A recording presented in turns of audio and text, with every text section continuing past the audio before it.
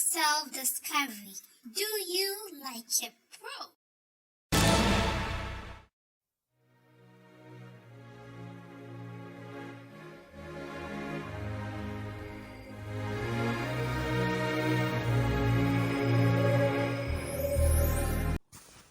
How many times have you used the phrases, I know, I feel, I think, or I believe? Do you know where these thought processes originate from? Have you considered knowing and understanding what controls your behavior, actions, and inactions? Today's episode focuses on understanding our intuitive and rational mind. The mind is what I call the gatekeeper of our lives. I call it the gatekeeper because it produces our thoughts, which leads to our feelings and ultimately determine our behavior. It is not an organ. It is the product of interactions between the brain and the heart. That is why we have what we call the mindset. The mind cannot be seen or touched, but it manifests as thoughts, perceptions, imaginations, and feelings. It is the conscious awareness that gives us the ability to control what we do, understand what we do, and know why we do the things we do. Humans as we are, our actions and inactions are motivated by either the rational or intuitive mind. Per our physiological makeup, the brain and the heart are connected, not in location or positioning, but in the fact that they interact and send information across to each other, giving us the rational mind and the intuitive mind. These two are meant to interact to inform our thought processes and guide our behavior at any given point. But sometimes, and in some cases, most of the time, the intuitive mind takes lead because rationalization takes longer than the use of intuition. Think about it. Do you do what you know you have to do, or you do what you feel like doing? For instance, you probably know you have to do things like reading, exercising, eating well, getting enough sleep. But how often do you fail to do some of these things simply because you do not feel like doing them? Not because you do not know it is the right thing to do, but simply because you don't have that gut feeling to go ahead and do them at the times where you ignore them.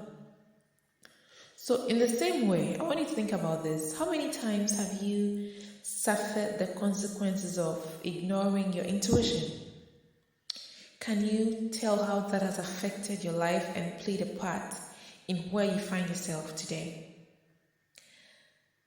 There may be times where you feel something isn't right, but failed to listen to your intuitive mind. Times where you felt you shouldn't go to a place, but you did.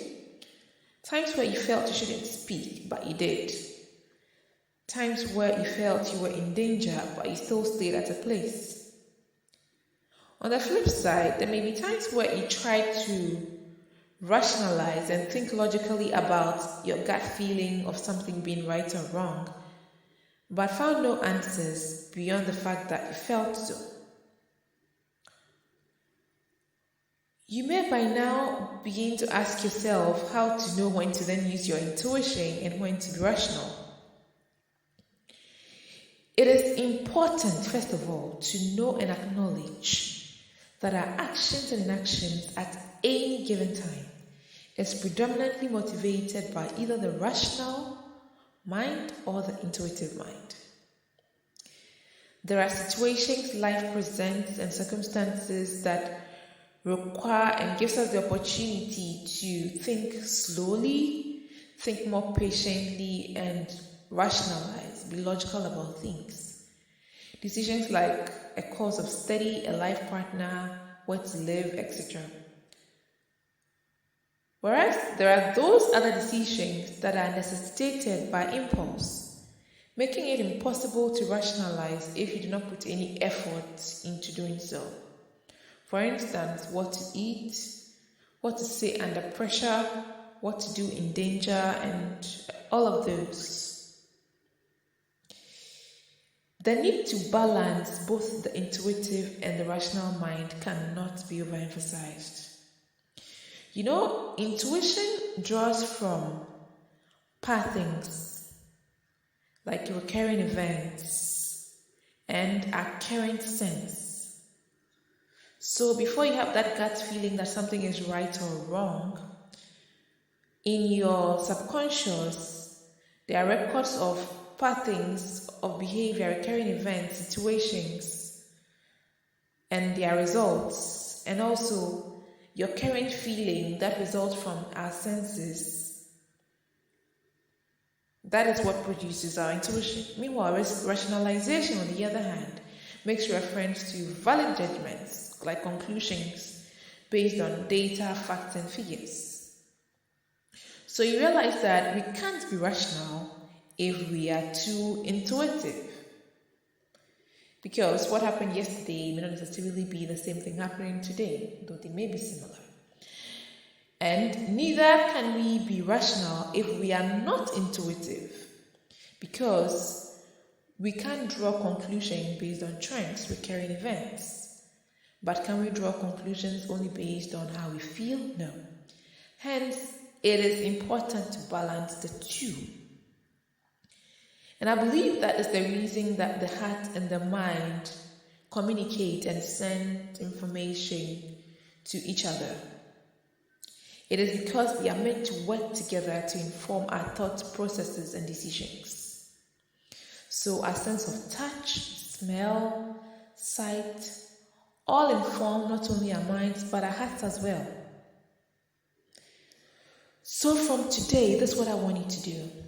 If you feel like doing something, if you have that gut feeling of something being right or wrong, and you wanting to do it or not do it, employ a rational mind to think about why you should do that particular thing or why you shouldn't do it. Again, if you think of doing something, in the first instance, if you feel, you then try to think about it. This time, if you think of doing something, employ your intuitive mind to find out how you feel about that particular thing. We are both rational and emotional beings, no doubt. And so it's important for us to be in tune with both our rational minds and our intuitive minds. And the two must be in tune. If we want to live our true and best selves, what we say, what we believe, and what we do must be in harmony. The voice of self-discovery. Do you like it, pro?